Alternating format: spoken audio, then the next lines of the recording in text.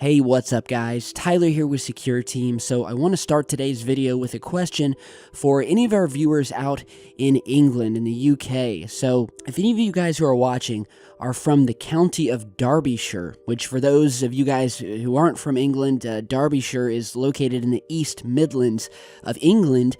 Well, there have been a ton of reports over the past couple of days of what is being called a phantom plane or a ghost plane, seen flying low, extremely low, over the countryside, almost as if it looks like it was about to crash or land before disappearing. Now, they're also calling this a silent ghost plane because many of the eerie reports that have come in from people who have witnessed this, and I'm showing you images that have been posted online of this so-called ghost plane, well, they say not only does it look like it's extremely low, kind of like a World War II plane or something like that, but that in most of the cases it's completely silent. Which, I mean, obviously looking at something as massive as this plane looks, you would think you would obviously hear it from miles away.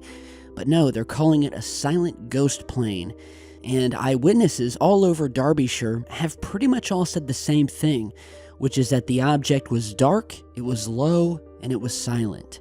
And these are words from dozens of people who have claimed to seen the ghost plane flying through the area since first reporting on the story Monday, and this is from the Derby Telegraph. Apparently, they have been flooded with calls and messages of sightings of what eyewitnesses are calling a dark-colored Second World War aircraft. According to the reports, there have been sightings in the Peak District as well as Ripley, Hilton, Hope, Matlock, and Ambergate. A woman named Sue Dorling, age 57, of Hilton, said, quote, "I was at the crossroads heading towards Hilton when this dark and low aircraft swept by overhead. I thought it was odd as it was going the opposite way to Eggington Airfield and looked like it was going to crash. It made no sound at all, and the guy who was changing the crossing pointed to it, so it wasn't just me who saw it. I don't believe in ghosts, but this was very strange." Another woman and her husband saw two planes fly low near their home in Belper, saying, quote, "We were in the kitchen when we saw two of them flying very low. They were dark colored, but they went so quick that you couldn't see anything else." Many witnesses said that they saw what appeared to be a large green aircraft, possibly something called a Douglas Dakota, sweeping the skies before making its way toward the ground as if it were about to crash. The sightings were all at about 6:45 p.m., with many saying that the area, quote, "went eerily dark as the plane flew over and produced no contrails." So yeah, we're getting reports of one plane, and then other reports are of two of these ghostly-looking World War II era dark planes passing overhead, silently, no less. Or as to put it in other words by one of the eyewitnesses, haunting the skies over Derbyshire. This plane you're seeing here, which some say looks like the ghost plane, which is a Douglas Dakota. Now, this was once flown by the RAF. It was actually found out that back around 70 years ago, a Douglas Dakota plane actually crashed in the area.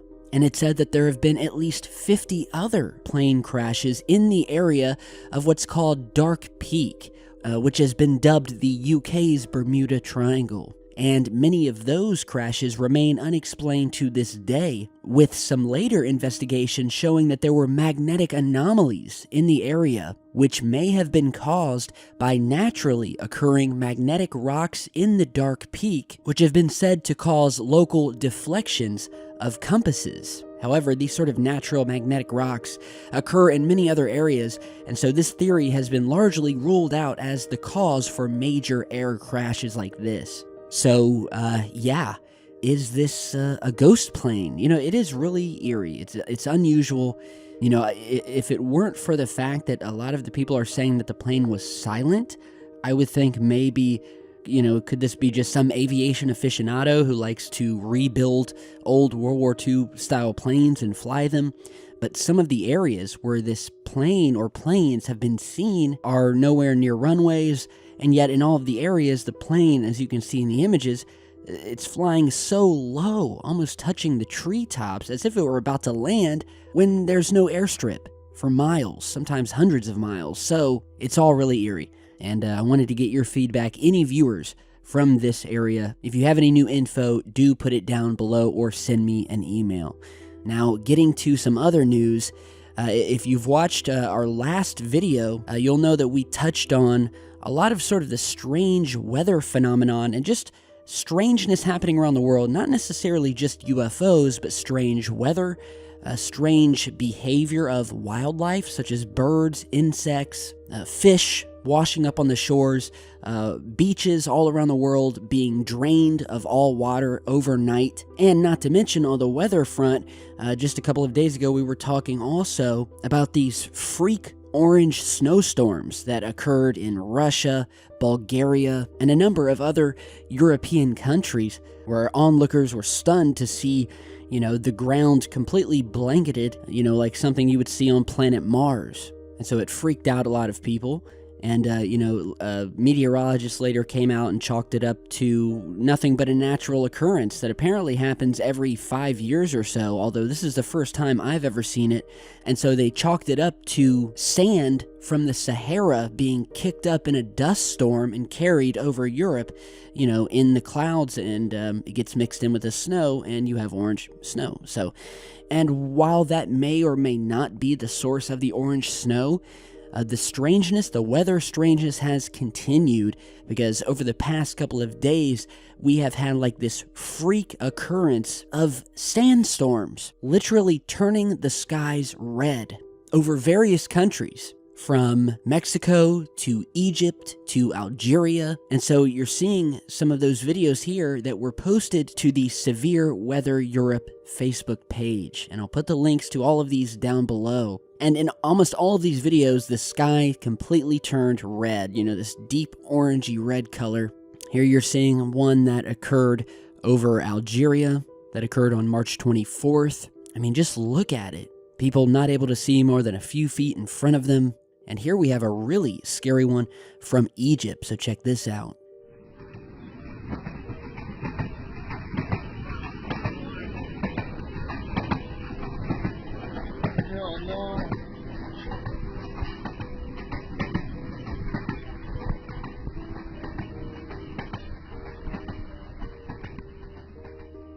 And lastly, here we have one developing in San Luis Potosi, Mexico, with this raging dust devil growing by the minute.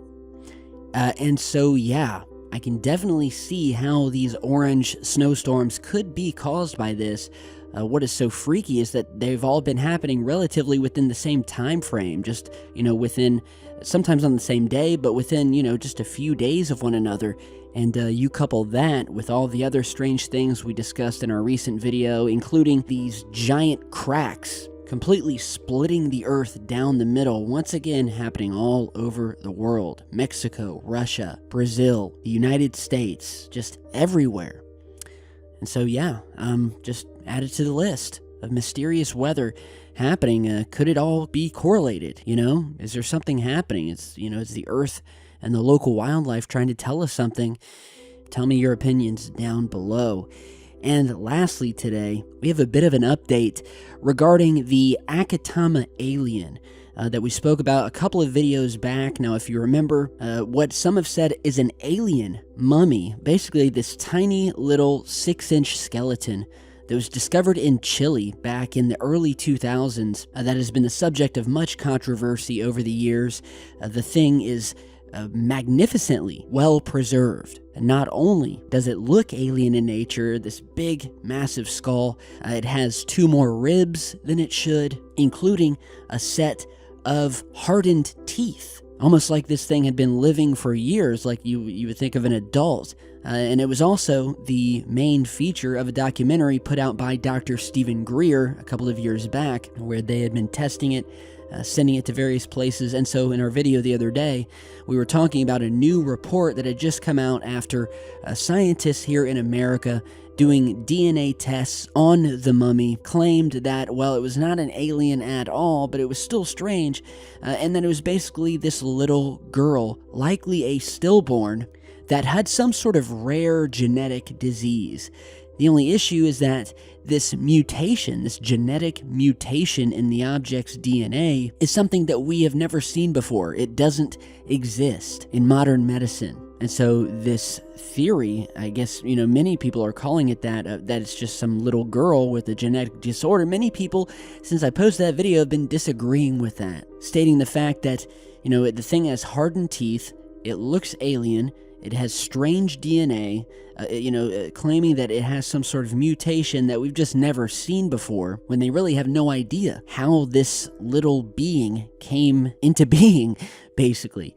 And since then, even Dr. Greer himself has come out on social media publicly shooting down and disagreeing with the conclusion from these scientists, saying, quote, that the Stanford University report was junk science, stating that this so-called finding was the equivalent to those old guys back in the day claiming to have hoaxed a crop circle, which then led the mainstream media to come out and say it was case closed on crop circles, and that apparently they're all man-made, which if you actually research into crop circles, you'll find out that that couldn't be more further from the truth.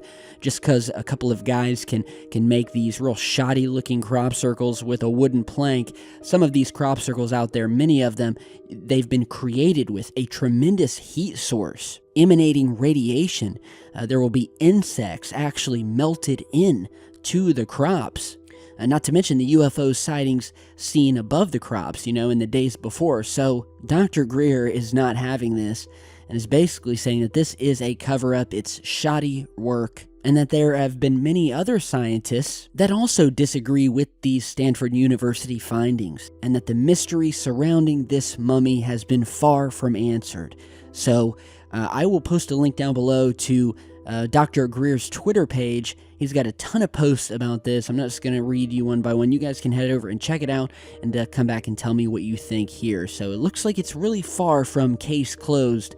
And really, when you think about it, how easy would it be for the government, who have many of these universities in their back pockets, and how easy it would be for them to have one or two scientists come out and say case closed on this, once again attempting to obstruct the truth from getting out. So we will continue following up on it here, and if we have any geneticists or like-minded, smart, scientific people who know about DNA and you want to add your 2 cents, put it down below as well.